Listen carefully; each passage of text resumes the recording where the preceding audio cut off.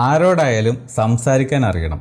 അതിപ്പോൾ നമ്മുടെ വീട്ടിലാണെങ്കിലും ശരി, കൂട്ടുകാരോടാണെങ്കിലും ശരി, നാട്ടുകാരോടാണെങ്കിലും ശരി, നമ്മൾ ജോലി ചെയ്യുന്ന സ്ഥാപനത്തിലാണെങ്കിലും ശരി, നമ്മുടെ പ്രൊഫഷണലാണെങ്കിലും ശരി, നമ്മുടെ ലവറിനോടാണെങ്കിലും ശരി, നമ്മുടെ ജീവിത പങ്കാളിയോടാണെങ്കിലും ശരി, നന്നായിട്ട് സംസാരിക്കാൻ അറിയണം. തെറ്റിദ്ധാരണ ഇല്ലാതെയെങ്കിലും നിങ്ങൾക്ക് സംസാരിക്കാൻ അറിയണം.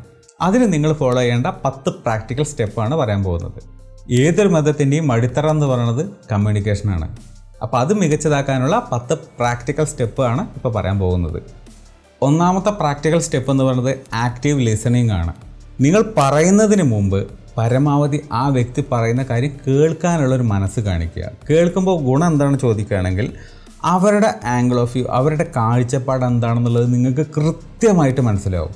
മറ്റത് നിങ്ങൾ ഇടയിൽ കയറി സംസാരിക്കുന്ന സമയത്ത് അവിടെ ഒരു വഴക്ക്, ബഹളം, വക്കാണം എന്ന് പറയുന്ന പോലെ സൗണ്ട് മാത്രമേ ഉണ്ടായിരിക്കുള്ളൂ, ക്ലാരിറ്റി ഉണ്ടായിരിക്കത്തില്ല. രണ്ടുപേരുടെയും പോയിൻ്റ് എന്താണെന്നുള്ളത് ഒരു പിടിയും കിട്ടിയിട്ടുണ്ടായിരിക്കില്ല. അങ്ങനെ ആകരുത്. സോ അവർ പറയുന്ന കാര്യങ്ങൾ എന്താണെന്നുള്ളത് ക്ഷമയോടെ കേട്ടിരിക്കാനുള്ളൊരു സഹിഷ്ണുത നിങ്ങളുടെ ഭാഗത്തു നിന്ന് ഉണ്ടാകണം. അങ്ങനെ ഉണ്ടാകുമ്പോഴേ അവരുടെ വ്യൂ എന്താണെന്നുള്ളത് നിങ്ങൾക്ക് മനസ്സിലാവുള്ളൂ. അങ്ങനെ വ്യൂ എന്താണെന്ന് മനസ്സിലാകുന്നില്ലെങ്കിൽ നിങ്ങൾക്ക് ഇടയ്ക്ക് ചോദ്യങ്ങൾ ചോദിക്കാം. പക്ഷേ ചോദ്യങ്ങൾ ചോദിച്ചുകൊണ്ട് നിങ്ങൾ നിർത്തണം. നിങ്ങൾ പിന്നെ തുടർന്ന് പോകാൻ നിൽക്കരുത്. ഡയലോഗ് അവർ പറയട്ടെ, പറഞ്ഞ് കഴിയട്ടെ എന്നതിന് ശേഷം നിങ്ങൾ വാ തുറക്കുക. സോ ആക്റ്റീവ് ലിസണിങ് എന്നുള്ളതാണ് ഫസ്റ്റ് പ്രാക്ടിക്കൽ സ്റ്റെപ്പ്. രണ്ടാമത്തെ പ്രാക്ടിക്കൽ സ്റ്റെപ്പ് എന്ന് പറയുന്നത് ബി ക്ലിയർ ആൻഡ് കൺസൈസ്. ചില ആൾക്കാർ നമ്മൾ കണ്ടിട്ടുണ്ടായിരിക്കും, ഈ ചില രാഷ്ട്രീയ പ്രവർത്തകരൊക്കെ നമുക്ക് കണ്ടറിയാൻ പറ്റും. അതായത് പറഞ്ഞ് അങ്ങോട്ട് കാട് കയറി പോയിട്ടുണ്ടായിരിക്കും. വിഷയം ഇവിടെ നിൽക്കുന്നുണ്ടാവും, അവർ നിൽക്കുന്നത് 2 കിലോമീറ്റർ അപ്പുറത്തായിരിക്കും. അത്രയും അജഗജാന്തരം ഡിഫറൻസ് ഉണ്ടാക്കിയിട്ടുണ്ടായിരിക്കും. അവരുടെ വിഷയത്തിൽ നിന്ന് അവർ വ്യതിചലിച്ച് വേറെ എവിടെയോ പോയിട്ടുണ്ടായിരിക്കും. അങ്ങനെ ഒരിക്കലും ചെയ്യരുത്. നിങ്ങൾക്ക് എന്താണോ പറയാനുള്ള കാര്യം അത് സ്പെസിഫിക് ആയിരിക്കണം, ചുരുക്കത്തിൽ പറയാൻ പറ്റണം, ചുരുങ്ങിയ വാക്കുകൾ കൊണ്ട് പറയാൻ പറ്റണം. ഇപ്പോൾ ഈ പറയുന്ന പോയിന്റുകൾ, ഇപ്പോൾ ഈ 10 പോയിന്റ് വേണമെങ്കിൽ എനിക്ക് കൊണ്ട് ഒരു ദിവസം ഇരുന്നിട്ട് പറയാം അല്ലേ. ഇങ്ങനെ പല കാര്യങ്ങൾ ആഡ് ചെയ്ത് ദിനങ്ങളുടെ വിശദീകരിച്ച് നിങ്ങൾക്ക് ബോറടിച്ച് നിങ്ങൾ ഇന്നെ പ്രാകുന്ന അവസ്ഥയിൽ വരെ എനിക്ക് പറയാം അല്ലേ. ചെയ്യരുത്. പരമാവധി ചുരുക്കിയിട്ട് ഒരു 10-15 മിനിറ്റിനുള്ളിൽ തീരാവുന്ന രീതിയിൽ വേണം 10 പോയിന്റ് അവതരിപ്പിക്കാൻ. അതാണ് എൻ്റെ ഒരു പോളിസി. ചിലപ്പോൾ 15 മിനിറ്റിൻ്റെ മുകളിലും പോയെന്ന് വരും. ചില പോയിന്റുകൾ പറയുമ്പോൾ നമുക്ക് എക്സ്പ്ലനേഷൻ ആവശ്യമായിട്ട് വരും. എങ്കിൽ പോലും പരമാവധി ചുരുക്കി വളരെ ബ്രീഫായിട്ട് പറയുകയാണെങ്കിൽ നിങ്ങൾക്കത് ഉപകാരത്തിൽ പെടും. സോ പറയുന്ന കാര്യത്തിൽ ഒരു കൺസൈസായിട്ട് പറയാൻ വേണ്ടി നിങ്ങൾ ശ്രദ്ധിക്കണം. വലിച്ചു വാരി കാട് കയറി പറയുന്നൊരവസ്ഥ നല്ലതല്ല. പറയുന്ന കാര്യങ്ങൾ എന്തൊക്കെയാണെങ്കിലും ശരി എല്ലാം കൂടി ചേർത്തിട്ട് അതൊരു സിമ്പിൾ ലാംഗ്വേജിൽ വേണം നിങ്ങൾ പ്രസൻറ്റ് ചെയ്യാൻ. വളരെ കോംപ്ലിക്കേറ്റഡ് ആയിട്ടുള്ള സാഹിത്യ ഭാഷയൊക്കെ ഉപയോഗിച്ച് കേൾക്കുന്ന ആൾക്ക് ഒന്നും മനസ്സിലാവാത്ത കിളി പോയിരിക്കുന്ന അവസ്ഥയിൽ അവരെ കൊണ്ടുചെന്ന് എത്തിക്കുന്ന അത് പാടില്ല. സിമ്പിളായിട്ടുള്ള ലാംഗ്വേജിൽ വളരെ സ്ട്രെയിറ്റ് ആയിട്ടുള്ള കാര്യം പറയുക, പോയിന്റിലേക്ക് വരിക. അൺവാണ്ടഡ് ആയിട്ടുള്ള ഡീറ്റെയിൽസ് അതിനകത്തോട്ട് ഉൾപ്പെടുത്താൻ നിൽക്കരുത്. പല ആൾക്കാരും നമ്മൾ നുണ പറയുന്ന സമയത്ത് കണ്ടിട്ടുണ്ടായിരിക്കും, കണ്ടമാനം ഡീറ്റെയിൽസ് ആഡ് ചെയ്യും. അയ്യോ ഞാനിന്ന് നേരം വൈകാൻ കാരണം വീട്ടിൽ നിന്ന് ഇറങ്ങിക്കഴിഞ്ഞപ്പോൾ വണ്ടി കിട്ടിയില്ല, അവിടുന്ന് വണ്ടിയുടെ ടയർ പഞ്ചറായി, മുമ്പിലൊരു പട്ടി വീണു, അതിന് ആക്സിഡൻ്റായി, അല്ലെങ്കിൽ ഒരു ബൈക്കുകാരൻ മുന്നിലേക്ക് ചാടി, അതിന് മുറിയായി, അങ്ങനെ ആസ്പത്രി കൊണ്ടുവേണ്ടി വന്ന് ചോര കളിയായിരുന്നു. എന്തിനാ അത്രയും അൺവാണ്ടഡ് ഡീറ്റെയിൽസ്? ആക്സിഡൻ്റ് ഉണ്ടായി, അതുകൊണ്ടാണ്. കേൾക്കുന്ന ആൾക്കും വിശ്വസിക്കാൻ തോന്നും. ഈ അൺവാണ്ടഡ് ഡീറ്റെയിൽസ് എല്ലാം കൂടി എടുത്ത് നിരത്തുമ്പോൾ തോന്നും ഉണ്ടാക്കുകയാണല്ലോ കഥ നീ എന്ന് കേൾക്കുന്ന ആൾക്ക് തന്നെ തോന്നുന്ന അവസ്ഥയിലേക്ക് പോകും. ചെയ്യരുത്.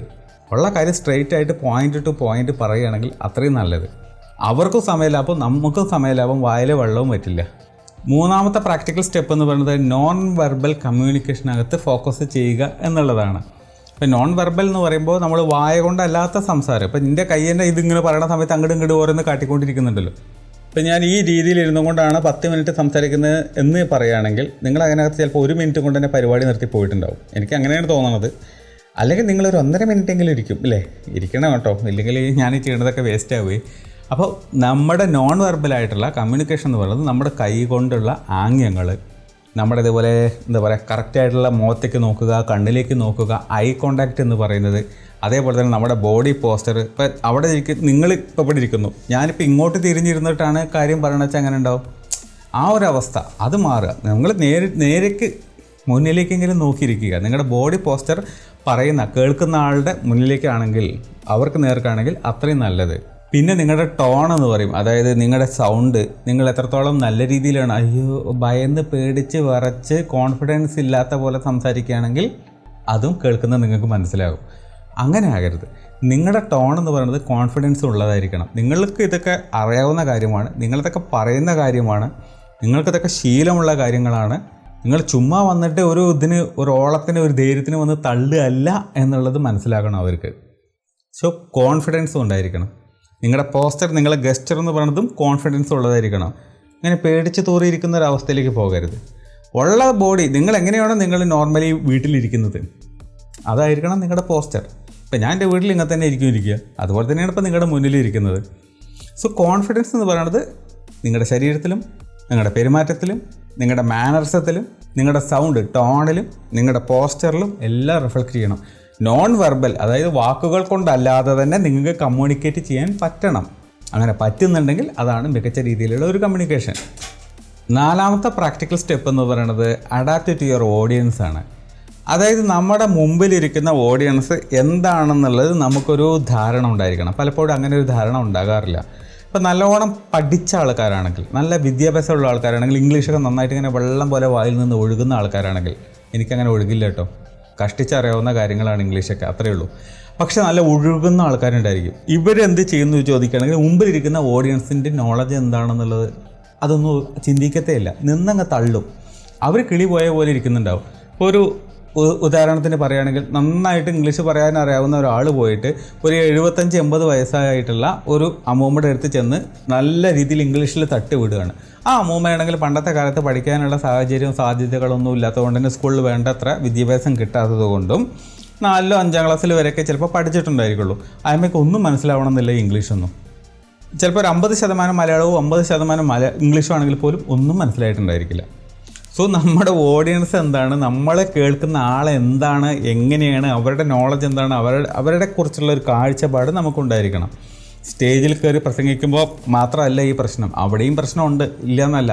പക്ഷെ അവിടെ മാത്രമല്ല, നിത്യജീവിതത്തിലും നമുക്കിതൊരു ബാധിക്കുന്ന കാര്യം തന്നെയാണ്. സ്റ്റേജിലാകുമ്പോൾ പിന്നെ ഓഫ് കോഴ്സ് മുമ്പിലിരിക്കുന്ന ഓഡിയൻസ് സ്കൂൾ കാറ്റഗറിയാണോ, ചെറിയ LKG ലെവൽ കാറ്റഗറിയാണോ, അതോ ഹൈസ്കൂളാണോ, അതോ ഡിഗ്രി ആണോ, അതോ മെച്ചുവേർഡ് ആയിട്ടുള്ള ആൾക്കാരാണോ, അതോ അഡൽട്ട്സ് ആണോ, മീൻസ് അവർ കപ്പിൾസ് ആണോ, അത് ബാച്ചിലേഴ്സ് ആണോ, ഇതെല്ലാം ബാധിക്കുന്ന കാര്യങ്ങളാണ്. ഓഫീസ് സ്റ്റാഫാണോ, ആരോ ആയിക്കോട്ടെ, അവരെ നമ്മൾ അറിഞ്ഞ് സംസാരിക്കണം. അവർക്ക് പറ്റുന്ന രീതിയിൽ നമ്മൾ സംസാരിക്കണം. അവർക്ക് പറ്റുന്ന രീതിയിലുള്ള ടോണിൽ നമ്മൾ സംസാരിക്കണം. കുട്ടികളോട് സംസാരിക്കുന്ന പോലെ അല്ല മുതിർന്ന ആൾക്കാരുടെ അടുത്ത് സംസാരിക്കുമ്പോൾ അല്ലേ, ആ ടോണിലെല്ലാം വ്യത്യാസമുണ്ട്. അവിടെ എല്ലാം കോൺഫിഡൻസ് കാണിക്കുന്ന രീതിയിൽ വ്യത്യാസമുണ്ട്, ഇൻട്രാക്ട് ചെയ്യുന്ന രീതിയിൽ വ്യത്യാസമുണ്ട്. അതായത് പറഞ്ഞു വരുന്നത്, നമ്മൾ ആരടുത്ത് സംസാരിക്കുന്നോ അവർക്ക് വേണ്ടി നമ്മൾ സംസാരിക്കണം, അവരോടായിരിക്കണം നമ്മൾ സംസാരിക്കേണ്ടത്. അല്ലാതെ ഒരു LKG ലെവലിലുള്ള കുട്ടികളുടെ അടുത്ത് നിങ്ങൾ കാര്യഗൗരവമായിട്ട് മെച്ചുവേർഡായിട്ടുള്ള ആൾക്കാരെ മുമ്പിൽ ക്ലാസ് എടുക്കുന്ന പോലെ ക്ലാസ് എടുത്താൽ ഏൽക്കത്തില്ല. അവർ കുട്ടികളൊക്കെ കടന്നുറങ്ങിയിട്ടുണ്ടാവും. സോ ആരോട് സംസാരിക്കുന്നു എന്നുള്ള കാര്യം നിങ്ങൾ മറക്കരുത്. 5ാമത്തെ പ്രാക്ടിക്കൽ സ്റ്റെപ്പ് എന്ന് പറയുന്നത് ഡെവലപ്പ് എമ്പതി എന്നുള്ളതാണ്. നേരത്തെ പറഞ്ഞ പോലെ തന്നെ നമ്മളൊരു കാര്യം ഒരാളടുത്ത് സംസാരിക്കുമ്പോൾ അവരുടെ ആംഗിൾ ഓഫ് വ്യൂ എങ്ങനെ ആയിരിക്കും എന്നുള്ളത് നിങ്ങൾക്ക് ഇപ്പോൾ തന്നെ ചിന്തിക്കാൻ പറ്റണം. സംസാരിക്കുന്നതിന് മുമ്പ് തന്നെ അവരെങ്ങനെയാണ് ചിന്തിക്കുക എന്നുള്ളത് അവരുടെ കാഴ്ചപ്പാട് നിങ്ങൾക്ക് ഇപ്പോഴേ മനസ്സിലാക്കാൻ പറ്റുകയാണെങ്കിൽ അതിനനുസരിച്ച് വളരെ വ്യക്തമായിട്ടും ക്ലിയറായിട്ടും അവർക്ക് ഉൾക്കൊള്ളാവുന്ന രീതിയിൽ നിങ്ങൾക്ക് സംസാരിക്കാൻ പറ്റും. മറ്റേത് അത് നിങ്ങൾക്ക് പറ്റണമെന്നില്ല. കാരണം അവരെ നിങ്ങൾക്ക് മനസ്സിലാക്കാൻ പറ്റിയിട്ടില്ല, അവരെ നിങ്ങൾക്ക് അറിയത്തില്ല, എന്നാലും നിങ്ങൾ സംസാരിക്കുകയാണ്. അങ്ങനെ ആകരുത്. അതായത് അവരെന്ത് ചിന്തിക്കും എന്നുള്ളത് നിങ്ങൾക്ക് മനസ്സിലാക്കാൻ പറ്റണം. അതായത് നിങ്ങളിപ്പോൾ ഒരു പ്രസ്താവന നടത്തുകയാണ്, ഈ പ്രസ്താവന നടത്തി കഴിഞ്ഞിട്ടുണ്ടെങ്കിൽ അവരിങ്ങനെ റിയാക്ട് ചെയ്യും. ഇപ്പോൾ യൂട്യൂബിലാണെങ്കിലും ശരി, ഞാനിപ്പോൾ ഇങ്ങനെ ഒരു പ്രസ്താവന നടത്തുകയാണ്, അത് കുറച്ചും കൂടി ഒരു പൊളിറ്റിക്കലായിട്ട് കറക്റ്റ് അല്ലെങ്കിൽ അതിനനുസരിച്ചിട്ട് കമൻറ്റ് സെക്ഷനിൽ വന്ന് പൊങ്കാലയിടും എന്നുള്ളത് നമ്മൾ അറിഞ്ഞിരിക്കണം. സോ കേൾക്കുന്ന ആൾ എങ്ങനെ ചിന്തിക്കും, എങ്ങനെ ചിന്തിക്കാൻ സാധ്യത ഉണ്ട് ഞാനിത് പറയുകയാണെങ്കിൽ എന്നുള്ള ധാരണ ഫസ്റ്റ് നമുക്ക് ഉണ്ടായിരിക്കണം. അപ്പോഴേ നമുക്കത് ഏത് രീതിയിൽ പറയണം, ലേറ്റാക്കി പറയണമോ, അത് തേൻ പുരട്ടി പറയണമോ, അത് സ്ട്രെയിറ്റ് ആയിട്ട് കാര്യം അങ്ങോട്ട് പറയണോ, ഇത് നമുക്ക് അറിയാൻ പറ്റുള്ളൂ. സോ ഓഡിയൻസിൻ്റെ ഭാഗത്തു നിന്നുകൂടി നമുക്ക് കാര്യങ്ങളെ കാണാൻ പറ്റണം. ഈ ഒരു വിഷയത്തെ അവരെങ്ങനെ നോക്കി കാണുന്നുള്ളത് നമുക്ക് മുൻകൂട്ടി അറിയാൻ പറ്റണം. നമ്മൾ അവരുടെ ഭാഗത്ത് നിന്ന് ചിന്തിക്കണം, അത്രേ ഉള്ളൂ. ഇതിന് റോക്കറ്റ് സയൻസ് ഒന്നുമില്ല. 6ാമത്തെ പ്രാക്ടിക്കൽ സ്റ്റെപ്പ് എന്ന് പറയുന്നത് ഇംപ്രൂവ് യുവർ റൈറ്റിംഗ് സ്കില്ലാണ്. അതായത് നമുക്ക് എഴുതാനുള്ള കഴിവുണ്ടോ ചോദിക്കണമെങ്കിൽ നമുക്ക് എഴുതാനൊക്കെ ഉള്ള നല്ല കഴിവുകളുണ്ട്. പക്ഷേ ഈ കഴിവൊക്കെ നമ്മൾ കാണിക്കുന്നത് വാട്സപ്പിനകത്തുള്ള മംഗ്ലീഷിനകത്തായിരിക്കും എന്നുള്ളതാണ് ഒരു ദുഃഖകരമായിട്ടുള്ള സത്യം. ഒരു റിപ്പോർട്ട് എഴുതാൻ പറഞ്ഞാൽ എത്ര പേർക്ക് അറിയുന്നുള്ളത് എനിക്കറിയില്ല. ഒരു ഇമെയിലിന് ഒരു റിപ്ലൈ പ്രോപ്പറായിട്ട് കൊടുക്കണം എന്ന് പറയുകയാണെങ്കിൽ, ഒഫീഷ്യലി നമ്മളത് കൊടുക്കണം എന്ന് പറയുകയാണെങ്കിൽ എങ്ങനെ കൊടുക്കും എന്ന് ചോദിക്കുകയാണെങ്കിൽ നമ്മൾ ചിലപ്പോൾ കുറച്ചും കൂടി എക്സ്പീരിയൻസ്ഡ് ആയിട്ടുള്ള ഈ ഫീൽഡിലുള്ള ആൾക്കാരുടെ സഹായം തേടേണ്ടി വരാറുണ്ട്. അങ്ങനെയൊന്നും ആകാതിരിക്കാൻ നിങ്ങൾ ആ ഒരു കാര്യത്തിൽ, എഴുത്തിൻ്റെ കാര്യത്തിൽ, അതിപ്പോൾ ഇംഗ്ലീഷിൽ തന്നെ ആവണമെന്നില്ല, മലയാളത്തിലാണെങ്കിൽ പോലും നമ്മൾ ചിലപ്പോൾ ബബ്ബ അടിക്കുന്ന അവസ്ഥയുണ്ട്, ഇങ്ങനെയൊക്കെ പറയുകയാണെങ്കിൽ പോലും. എങ്കിലും നമ്മൾ ശ്രമിച്ചുകൊണ്ടേയിരിക്കുക. നമ്മൾ ഒരിക്കലും എഴുത്തൊക്കെ എഴുതാൻ കഴിയുന്ന, അല്ലെങ്കിൽ നല്ല അടിപൊളിയായിട്ട് എഴുതാൻ കഴിയുന്ന ഒരു എഴുത്തുകാരുടെ രീതിയിൽ എഴുതാൻ കഴിയുന്ന ഒരാളായിട്ടൊക്കെ നമ്മൾ ചിലപ്പോൾ മാറണമെന്നില്ല. പക്ഷെ നമുക്ക് ശ്രമിച്ചുകൂടെ? അങ്ങനെ ഒരു ശ്രമം നമ്മുടെ ഭാഗത്തുനിന്നുണ്ടാകണം. അങ്ങനെ ഒരു ശ്രമം ഇപ്പോൾ എൻ്റെ ഭാഗത്തുനിന്നുണ്ട്. കുറേ കഴിയുമ്പോൾ നിങ്ങൾക്കത് റിലീസ് ചെയ്യുമ്പോൾ കാണാം. ഇതിനെന്ത് വേണം ചോദിക്കുകയാണെങ്കിൽ നേരത്തെ പറഞ്ഞ പോലെ ഇത് വായിക്കുന്നവർ ആരായിരിക്കും എന്നുള്ള ധാരണ നിങ്ങൾക്കുണ്ടായിരിക്കണം. ഈ എഴുതുന്ന കാര്യം ആരാണ് വായിക്കുന്നത്? ഇപ്പോൾ ഒരു മെയിലിന് റിപ്ലൈ കൊടുക്കുകയാണെങ്കിൽ അതിനനുസരിച്ചിട്ടുള്ള ആൾക്കാരായിരിക്കും. അതല്ല, നിങ്ങൾ റിപ്പോർട്ട് സമർപ്പിക്കുകയാണെങ്കിൽ അതിൻ്റെ മേലുദ്യോഗസ്ഥർ ആരാണോ അവരായിരിക്കാം. അതല്ല, നിങ്ങളിപ്പോൾ ഒരു ലവ് ലെറ്റർ ആണ് പ്രിപ്പയർ ചെയ്യണമെന്ന് വെച്ചാൽ അതിൻ്റെ ഓഡിയൻസ് ആരാണെന്നുള്ളത് നിങ്ങൾക്കറിയാം. ഒരു പുസ്തകം നിങ്ങൾ എഴുതുകയാണെങ്കിൽ അതിൻ്റെ ഓഡിയൻസ് ആരായിരിക്കും എന്നുള്ളത് നിങ്ങൾക്ക് ഒരു ക്ലാരിറ്റി ഉണ്ടായിരിക്കും. സോ അവർക്ക് ഉൾക്കൊള്ളാൻ പറ്റുന്ന രീതിയിലായിരിക്കണം കാര്യങ്ങൾ എഴുതേണ്ടത്. അവിടെ ഉപയോഗിക്കേണ്ട ഗ്രാമർ എന്ന് പറയുന്നതും അതിനനുസരിച്ചായിട്ടായിരിക്കണം. അവിടെ ഉപയോഗിക്കേണ്ട വൊക്കാബുലറി എന്ന് പറയുന്നതും അതിനനുസരിച്ചിട്ടുള്ളതായിരിക്കണം. അവിടെ നേരത്തെ പറഞ്ഞ പോലെ ചുരുക്കിയിട്ട് വലിച്ചു നീട്ടാതെ കാര്യങ്ങൾ പറയാൻ നിങ്ങൾക്ക് പറ്റണം. ചുരുക്കി പറഞ്ഞിട്ടുണ്ടെങ്കിൽ കമ്മ്യൂണിക്കേഷൻ എന്ന് പറയുന്നത് വാഗൊണ്ട് മാത്രമല്ല എഴുത്തിൽ കൂടി വരുന്ന ഒരു കാര്യമാണ്. സോ എഴുതേണ്ട സാഹചര്യങ്ങളിൽ നിങ്ങൾ ബബ്ബ അടിക്കാതിരിക്കാൻ ആ ഒരു മേഖലയിൽ കൂടി നിങ്ങൾ എന്തെങ്കിലും കാര്യങ്ങൾ മനസ്സിലാക്കാനും പഠിക്കാനും ശ്രമം നടത്തിക്കൊണ്ടേയിരിക്കണം. ഇന്നത്തെ കാലത്ത് ChatGPT പോലെയുള്ള കാര്യങ്ങളൊക്കെ വന്നതുകൊണ്ട് പല ആൾക്കാർക്കും ഒരു അനുഗ്രഹമാണ്. പക്ഷേ എല്ലാവർക്കും ഓൾമോസ്റ്റ് സിമിലർ റിസൾട്ട് വരുന്ന അവസ്ഥയിൽ അതിനും ഒരു പ്രസക്തി ഇല്ലാത്ത അവസ്ഥയിൽ വരും. അതായത് മാൻമെയ്ഡ് ആയിട്ടുള്ള ഒരു സാധനത്തിന് ഇമ്പോർട്ടൻസ് കൂടി വരുന്ന സാഹചര്യം വരും. അപ്പോൾ 7ാമത്തെ പ്രാക്ടിക്കൽ സ്റ്റെപ്പ് എന്ന് പറയുന്നത് ഇംപ്രൂവ് യുവർ വെക്കാബുലറി. അതായത് നിങ്ങളുടെ ആശയം നിങ്ങൾക്ക് പറയണമെങ്കിൽ അതിനനുസരിച്ചുള്ള വാക്കുകൾ നിങ്ങൾക്ക് കിട്ടണം. അപ്പോൾ പലപ്പോഴും നമ്മൾ മലയാളത്തിൽ സംസാരിക്കുന്ന ആളുകളാണെങ്കിൽ പോലും ചില സംസാരത്തിൽ നമുക്ക് ഇടയ്ക്കിടയ്ക്ക് വരുന്നൊരു സാധനമാണ് എന്താ പറയുക, ഈ സാധനങ്ങൾ ഇങ്ങനെ കയറ്റിക്കൊണ്ടിരിക്കും. നമുക്ക് വെക്കാബുലറി കിട്ടാത്തത് കൊണ്ട് നമ്മളിങ്ങനെ ഡ്രാഗ് ചെയ്യണതാണ്. അതിനെക്കുറിച്ച് ഞാൻ പറയുമ്പം അങ്ങനെയാണെങ്കിൽ ഈ സാധനം ഇടയ്ക്ക് കയറി വരുന്നത് നമ്മൾ കേൾക്കാം. പല ആൾക്കാർക്കും അങ്ങനെ സംഭവിക്കാറുണ്ട്. അപ്പോൾ വാക്കുകൾ കിട്ടാത്ത പ്രശ്നമാണ്. ഈ വാക്കുകൾ കിട്ടാത്ത പ്രശ്നം എന്ന് പറയുന്നത് എന്തുകൊണ്ടാണ്? നമുക്ക് വാക്കുകളുമായിട്ടുള്ള ഒരു സമ്പർക്കം കുറവാണ്. നമ്മളധികം വായിക്കുന്നില്ല, അല്ലെങ്കിൽ ഇതുപോലുള്ള നല്ല നല്ല സ്പീച്ചുകൾ കേൾക്കുന്നില്ല. സോ ഇങ്ങനെ വരുന്ന സമയത്ത് നമുക്ക് വെക്കാബുലറി കുറവായിരിക്കും. നമ്മുടെ കയ്യിനൊക്കെ, നമ്മുടെ തലയ്ക്കകത്ത് ആശയങ്ങൾ ഉണ്ടെങ്കിൽ പോലും വാക്കുകൾ കുറവായിരിക്കും. ആശയങ്ങൾ ഉണ്ടെങ്കിൽ അത് വാക്കുകളിലൂടെ കൺവേ ചെയ്തില്ലെങ്കിൽ മറ്റുള്ളവർക്ക് മനസ്സിലാകത്തില്ല. സോ കമ്മ്യൂണിക്കേഷൻ എന്ന് പറയുന്നത് എന്തായിരിക്കണം? ആശയങ്ങളും ഉണ്ടായിരിക്കണം, നല്ല വെക്കാബുലറിയും ഉണ്ടായിരിക്കണം, വാക്കുകൾ, പദസമ്പത്ത്, ഈ സാധനം കൂടി ഉണ്ടെങ്കിൽ സാധനം വർക്കാവുള്ളൂ. സോ ഒരുപാട് സ്പീച്ചുകൾ കേൾക്കുക, പരമാവധി വായിക്കുക. അപ്പോൾ നമുക്ക് ഒരുപാട് വാക്കുകൾ നമ്മുടെ തലയിൽ കയറും. അപ്പോൾ നമുക്കറിയാം ഈ വാക്കുകൾ നമുക്ക് അവിടെ ഉപയോഗിക്കാം, ഇവിടെ ഉപയോഗിക്കാം. നമ്മളിങ്ങനെ മനസ്സിൽ കോരി വെച്ചിട്ടുണ്ടായിരിക്കും. ചില വാക്കുകൾ നമ്മളിങ്ങനെ അടിച്ച് വിടുന്ന സമയത്ത് കേൾക്കുന്ന ആൾക്കാരുണ്ടാവും, ഇങ്ങനെ വായും പൊളിച്ചിരിക്കുന്നുണ്ടാവും. കാരണം അവരൊക്കെ വളരെ റയറായിട്ട് ഉപയോഗിക്കുന്ന വാക്കുകളായിരിക്കും. പക്ഷെ നമ്മളതെടുത്ത് ഉപയോഗിക്കുന്ന സമയത്തായിരിക്കും നമുക്ക് കൊള്ളാലോ, ഞാൻ പൊളിയാണല്ലോ, ഒരു കോൺഫിഡൻസ് വരുന്നത്. സോ ഒരുപാട് വായിക്കുമ്പോൾ ഇതുപോലുള്ള വെക്കാബുലറി നിങ്ങൾക്ക് താനേ കിട്ടും. ഇതിനുവേണ്ടി നിങ്ങൾ മനഃപൂർവ്വം ഒരു എഫേർട്ടൊന്നും ഇടണ്ട. It's all part of the game. അങ്ങനെ പൊക്കോളും. പക്ഷെ വായിക്കുക, സ്പീച്ചുകൾ കേൾക്കുക, അത്രേ വേണ്ടൂ.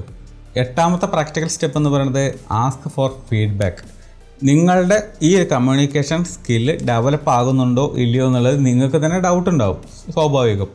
മറ്റുള്ളവരുടെ അടുത്ത് ചോദിക്കുക, നിങ്ങളുടെ കൂട്ടുകാരുടെ അടുത്ത് ചോദിക്കുക, നിങ്ങളുടെ കൂടെ ജോലി ചെയ്യുന്ന ആൾക്കാരുടെ അടുത്ത് ചോദിക്കുക, എൻ്റെ കമ്മ്യൂണിക്കേഷനകത്ത് എന്തെങ്കിലും ഒരു മാറ്റം കാണുന്നുണ്ടോ, അപ്പോൾ അതിനെ സൂക്ഷിച്ച് നോക്കിയെന്ന് പറയുന്നൊരു ഡയലോഗ് ഇല്ലേ പപ്പു, അതേപോലെ തന്നെ നിങ്ങളൊന്ന് ചിന്തിച്ച് നോക്കുക, എന്തെങ്കിലും മാറ്റം ഉണ്ടോ. നിങ്ങളുടെ കൂട്ടുകാരുടെ അടുത്തൊക്കെ ചോദിക്കുക, എന്തെങ്കിലും മാറ്റം ഉണ്ടോ, എൻ്റെ ആ ഒരു കമ്മ്യൂണിക്കേഷനകത്ത് പ്രോഗ്രസ് ഉണ്ടോ, ഞാൻ എന്തെല്ലാം കാര്യങ്ങളിലാണ് പ്രോഗ്രസ് കൊണ്ടുവരേണ്ടത്, വെക്കാബുലറി ആണോ, അത് ഞാൻ ഗ്രാമറാണോ ശ്രദ്ധിക്കേണ്ടത്, അതോ പ്രൊണൗൺസിയേഷനാണോ ശ്രദ്ധിക്കേണ്ടത്, അതോ ടങ്ക് സ്ലിപ്പാണോ ഞാൻ ശ്രദ്ധിക്കേണ്ടത്. എനിക്ക് ഇടയ്ക്കിടയ്ക്ക് വരുന്ന സാധനമാണ്. ഒരു സെൻറ്റൻസ് പറയുമ്പോൾ അതിനകത്ത് 2 ടങ്ക് സ്ലിപ്പെങ്കിലും എനിക്ക് വരും. അതെന്തെന്ന് എനിക്കറിയാൻ പാടില്ല, അങ്ങനെ വരും. സോ അങ്ങനെയാണ്. സോ അതിലെങ്ങനെ മറികടക്കാം? സോ നമുക്ക് മിസ്റ്റേക്ക് അറിയുമ്പോൾ അത് ഇങ്ങനെ മറികടക്കുക എന്നുള്ളതാണല്ലോ നമ്മൾ ചിന്തിക്കുന്നത്. സോ അതിന് നമ്മൾക്ക് എന്ത് വേണം? ഫീഡ്ബാക്ക് അറിയണം. മറ്റുള്ളവർ നമ്മളെക്കുറിച്ച് എങ്ങനെ ചിന്തിക്കുന്നു, മറ്റുള്ളവർ നമ്മളുടെ കമ്മ്യൂണിക്കേഷനെ എങ്ങനെ വിലയിരുത്തുന്നു, ആ വിലയിരുത്തുന്നതിൽ എന്തെല്ലാം കൺസ്ട്രക്റ്റീവായിട്ട് നമുക്ക് എടുക്കാൻ പറ്റുന്ന കാര്യങ്ങളുണ്ട്, അത്തരം കാര്യങ്ങൾ എടുക്കുക, മാറ്റം വരുത്തുക. സോ ഇതൊക്കെ നടക്കണമെങ്കിൽ എന്ത് വേണം? ഫീഡ്ബാക്ക് ചോദിക്കണം. ഈഗോ ഇല്ലാതെ, കോംപ്ലക്സ് ഇല്ലാതെ നിങ്ങളുടെ കമ്മ്യൂണിക്കേഷൻ ഓക്കെ ആണെന്നുള്ളത് മറ്റുള്ളവർക്ക് നിങ്ങൾ ചോദിക്കേണ്ടി വരും. അതിന് നാണക്കേടോ മാനക്കേടോ ഒന്നും വിചാരിക്കേണ്ട കാര്യമില്ല. നിങ്ങളിത്തിരി പ്രായമായില്ലേ, ഞാൻ കമ്മ്യൂണിക്കേറ്റ് ചെയ്യുന്നത് നിങ്ങൾക്ക് മനസ്സിലാവുന്നുണ്ടോ, എൻ്റെ കമ്മ്യൂണിക്കേഷൻ പ്രോപ്പറാണോ, ഒരു സ്പീക്കർ ഒരു പ്രാസംഗികൻ സംസാരിക്കുന്ന അത്രയും ലെവലുണ്ടോ, ഇതൊക്കെ ചിലപ്പോൾ നിങ്ങൾ ചോദിക്കുമ്പോൾ നിങ്ങൾക്ക് നാണക്കേടായിട്ട് തോന്നുന്നുണ്ടെങ്കിലും അതിൻ്റെ ഫീഡ്ബാക്ക് നിങ്ങൾക്ക് ഒരുപാട് ഉപകരിക്കും. 9ാമത്തെ പ്രാക്ടിക്കൽ സ്റ്റെപ്പ് എന്ന് പറയുന്നത് സ്റ്റേ ഓപ്പൺ മൈൻഡഡ് ആണ്. പലപ്പോഴും നമ്മളൊരു ഡിസ്കഷനിലൊക്കെ പോയിരിക്കുന്ന സമയത്താണ് ഈ കമ്മ്യൂണിക്കേഷൻ്റെ ഒക്കെ ഒരു ഇമ്പോർട്ടൻസ് നമുക്ക് മനസ്സിലാവുക. പല ആൾക്കാർ പല തരത്തിലുള്ള വ്യൂ പോയിൻറ്റ്സ് ആയിരിക്കും പറയുന്നുണ്ടായിരിക്കുക, പലതും നമുക്ക് ഉൾക്കൊള്ളാൻ തന്നെ പറ്റുന്നുണ്ടായിരിക്കില്ല. പക്ഷെ നമ്മൾ കുറച്ചും കൂടി ഒരു സഹിഷ്ണുതയോട് കൂടിയിട്ട് നമ്മൾ വെയിറ്റ് ചെയ്യുക, കേൾക്കുക, അതൊന്ന് അനലൈസ് ചെയ്യുക. അപ്പോൾ നമുക്ക് തന്നെ മനസ്സിലാക്കാൻ പറ്റുന്ന ഒരു കാര്യമാണ് നമ്മുടെ ആറ്റിറ്റ്യൂഡ് എന്ന് പറയുന്നത് അത് അംഗീകരിക്കുന്ന കാര്യമല്ല. അവരുടെ വ്യൂ പോയിൻറ്റ്സ്, നമ്മുടെ വ്യൂ പോയിൻറ്റ്സ് മാത്രമേ നമുക്ക് അംഗീകരിക്കാൻ താല്പര്യമുള്ളൂ. അങ്ങനെ ഒരിക്കലും ആകരുത്. നമ്മൾ ഓപ്പൺ മൈൻഡഡ് ആയിട്ടിരിക്കുക, അവർ പറയുന്ന കാര്യങ്ങൾ പറയട്ടെ. ആ പോയിന്റ് നമുക്ക് ഉൾക്കൊള്ളാൻ പറ്റുന്നില്ലെങ്കിൽ പോലും നമ്മൾ കേൾക്കുക, ഒന്ന് അനലൈസ് ചെയ്ത് നോക്കുക. എന്തെങ്കിലും വസ്തുത അതിനകത്ത് ഉണ്ടോ, നമ്മൾ റിയാക്ട് ചെയ്യാൻ നിൽക്കണ്ട, ഒന്ന് അനലൈസ് ചെയ്യുക, അത്രയെങ്കിലും ചെയ്യുക. അങ്ങനെ നമ്മളൊരു കൺക്ലൂഷനിലേക്ക് വരുന്നതിന് മുമ്പ്, നമ്മൾ ഒരു ജഡ്ജ്മെൻറ്റ് എടുക്കുന്നതിന് മുമ്പ് ഈ പറയുന്ന പോലെ മൾട്ടിപ്പിൾ ആയിട്ടുള്ള ഇത്രയും ആൾക്കാരുടെ അല്ലെങ്കിൽ നമ്മുടെ മുമ്പിലിരിക്കുന്ന ആൾക്കാരുടെയൊക്കെ വ്യൂ പോയിൻറ്റ്സ് എടുക്കുന്നതിൽ ഒരു തെറ്റുമില്ല. അത് നമ്മൾ ഉൾക്കൊള്ളണം. അത് നമ്മൾ സ്വീകരിക്കണോ വേണ്ടയോ എന്നുള്ളതല്ല, അത് കേൾക്കണം, മനസ്സിലാക്കണം, അനലൈസ് ചെയ്യണം, അത് പ്രോസസ്സ് ചെയ്യണം. ചിലപ്പോൾ നമ്മൾ കാണാത്ത ചില ആംഗിൾ അവർ കാണുന്നുണ്ടായിരിക്കും. പക്ഷേ ഞാനിതൊന്നും എടുക്കത്തില്ല. ഈ കമഴ്ത്തി വെച്ച കുടത്തിൻ്റെ അവസ്ഥയായിരിക്കരുത്. ഓപ്പണായിട്ടിരിക്കുക, നിങ്ങളുടെ ഹൃദയം ഓപ്പണാക്കി വയ്ക്കുക, മനസ്സ് ഓപ്പണാക്കി വയ്ക്കുക, ചെവി ഓപ്പണാക്കി വയ്ക്കുക. വായപ്പോൾ ഓപ്പൺ ചെയ്യല്ലേ, അതിന് നമുക്ക് പിന്നെ സമയമുണ്ട്. ആദ്യം അവരുടെ പോയിൻറ്റ്സുകളെല്ലാം കേൾക്ക്, അത് മനസ്സിലാക്കുക, അതിനകത്ത് എന്തെങ്കിലും ഉണ്ടോ എന്ന് അനലൈസ് ചെയ്യും. ഇല്ലെങ്കിൽ വലിച്ചെറിഞ്ഞേക്ക്, കുഴപ്പമില്ല. പക്ഷെ അത് കേൾക്കാൻ നമ്മളൊരു സന്മനസ്സ് കാണിക്കണ്ടേ, അതാണ് പറയണത്. അപ്പോൾ ഉൾക്കൊള്ളാൻ പറ്റാത്തതും ഉൾക്കൊള്ളാൻ പറ്റുന്ന കാര്യങ്ങളൊക്കെ പറയും, ഒക്കെ കേൾക്കുക, പിന്നെ ഡിസിഷൻ എടുക്കുക, പിന്നെ തീരുമാനിക്കുക, പിന്നെ നിങ്ങൾ വാ തുറക്കുക.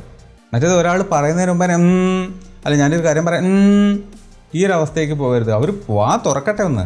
10ാമത്തെ പ്രാക്ടിക്കൽ സ്റ്റെപ്പ് എന്ന് പറയുന്നത് പ്രാക്ടീസ് പബ്ലിക് സ്പീക്കിംഗ്. 10 പേരുടെ മുന്നിൽ സംസാരിക്കുക എന്ന് പറയുന്നത് പല ആൾക്കാർക്കും ഒരു സ്വപ്നവുമായിരിക്കും. ഒരുപാട് പേർക്ക് അതൊരു സ്വപ്നമാണ്. പക്ഷേ പല ആൾക്കാർക്കും ഒരു പേടി സ്വപ്നവുമാണത്. കാരണം പേടി, ഭയം, ടെൻഷൻ, ആങ്സൈറ്റി, കോൺഫിഡൻസ് ഇല്ലായ്മ, അവിടെ കയറി നിന്ന് കഴിഞ്ഞാൽ കൈയും കാലൊക്കെ കുള്ളം കൈ വരെ വിയർക്കുന്ന അവസ്ഥയാണ്. എന്തപ്പോൾ ചെയ്യുക? ടെൻഷൻ കൂടിയിട്ട് പ്രാക്ടീസ് ഇല്ലാത്തതുകൊണ്ടാണെന്ന് വേണമെങ്കിൽ നമുക്ക് പറയാം. നമുക്ക് വേണ്ട ഒരു സാധനമാണ് കമ്മ്യൂണിക്കേഷൻ സ്കില്ല്. പ്രത്യേകിച്ചും കുറേ പേരുടെ മുന്നിൽ നിന്ന് സംസാരിക്കുന്ന ഒരവസ്ഥ. അത് കുറച്ച് പേരടങ്ങുന്ന ഒരു 10 പേരടങ്ങുന്ന ഗ്രൂപ്പാണെങ്കിലും 100, 150, 200 പേരടങ്ങുന്ന ഒരു വലിയ ഗ്രൂപ്പാണെങ്കിലും ശരി, അവരുടെ മുമ്പിൽ നിന്ന് നമുക്ക് സംസാരിക്കാനുള്ള കോൺഫിഡൻസ് വരണം. ഈ കോൺഫിഡൻസ് വരണമെങ്കിൽ നമ്മൾ നിത്യേന ഇത് പ്രാക്ടീസ് ചെയ്തുകൊണ്ടേയിരിക്കണം. ആദ്യം കണ്ണാടീൻ്റെ മുമ്പിൽ പ്രാക്ടീസ് ചെയ്യാം, 4 പേരുടെ മുന്നിൽ പ്രാക്ടീസ് ചെയ്യാം, പിന്നെ അത് 10 പേരുടെ മുന്നിൽ പ്രാക്ടീസ് ചെയ്യാം. അങ്ങനെ പ്രാക്ടീസ് ചെയ്തുകൊണ്ടേയിരിക്കുമ്പോൾ നമ്മൾ തെളിയും, നമ്മളതിനകത്ത് അങ്ങ് പുലിയാവും. പറഞ്ഞു വരണത് സംസാരിക്കാൻ കിട്ടുന്ന ഒരു അവസരവും നിങ്ങൾ വേസ്റ്റ് ആക്കരുത്. ഇനി ഒരു അവസരം കിട്ടിയില്ല എന്ന് കൂട്ടിക്കോ, നിങ്ങൾ അവസരം ഉണ്ടാക്കുക. 4 പേര് കൂടുന്ന സ്ഥലത്ത് കയറി എന്തെങ്കിലും ഒരു എന്തെങ്കിലും ഒരു വിഷയത്തെക്കുറിച്ച് നിങ്ങൾക്ക് സംസാരിക്കാൻ ധൈര്യം ഉണ്ടെങ്കിൽ അങ്ങ് കയറ്. ധൈര്യം എന്ന് മീൻസ് നിങ്ങൾക്ക് ആ പറയുന്ന കാര്യത്തെക്കുറിച്ച് എന്തെങ്കിലും ഒരു അറിവുണ്ടായിരിക്കണം കേട്ടോ. ഒരു തേങ്ങ അറിയാതെ നിങ്ങൾ കയറി നിന്നിട്ട് ഒരു കാര്യമില്ല. ഒരു പർപ്പസ് ഉണ്ടായിരിക്കണമല്ലോ. നമ്മളിപ്പോൾ പറയുന്ന കാര്യം എന്താണ്, എന്തൊക്കെയാണ്, അതിനെക്കുറിച്ച് നിങ്ങൾക്കൊരു ധാരണ ഉണ്ടെങ്കിൽ ധൈര്യമായിട്ട് കയറ്. അങ്ങ് കയറി അലക്ക്, എന്തെങ്കിലുമൊക്കെ വിളിച്ച് പറഞ്ഞു പോവാ. ഫസ്റ്റത്തെ അറ്റംപ്റ്റ് കഴിയുമ്പോൾ നിങ്ങൾക്കൊരു ധൈര്യം വരും. 2ാമത്തെ അറ്റംപ്റ്റിൽ നിങ്ങൾ എന്ത് ചെയ്യും? പറയേണ്ട കാര്യങ്ങളെക്കുറിച്ച് ധാരണ ഉണ്ടായിരിക്കും. പിന്നെ നിങ്ങൾക്ക് ആ പേടി അങ്ങോട്ട് മാറി എന്നുള്ളതാണ്. പിന്നെ നിങ്ങൾ അങ്ങ് കയറും 2ാമത്തേന്. അപ്പോഴും ചെറിയ ഭയം ഉണ്ടായിരിക്കും, നിങ്ങളൊന്ന് തകർത്തിട്ട് വരും പിന്നെയും. അങ്ങനെ ഒരു 4-5 സ്റ്റേജ് അല്ലെങ്കിൽ 4-5 തവണ ഒരു 10 പേരുടെ മുമ്പിൽ നിങ്ങൾ സംസാരിച്ച് കഴിയുമ്പോൾ നിങ്ങളൊരു മികച്ച പബ്ലിക് സ്പീക്കർ ആവാനുള്ള കുപ്പായം അണിഞ്ഞു കഴിഞ്ഞു. ഇനി ഒരു പബ്ലിക് സ്പീക്കർ നന്നായിട്ടായി മാറുക എന്നുള്ളത് മാത്രമേ ഉള്ളൂ. അപ്പോൾ നിങ്ങൾക്കൊരു പബ്ലിക് സ്പീക്കറായിട്ട് മാറാൻ കഴിയട്ടെ, ഒരു നല്ല കമ്മ്യൂണിക്കേറ്ററായിട്ട് മാറാൻ കഴിയട്ടെ എന്ന് ആശംസിക്കുന്നു.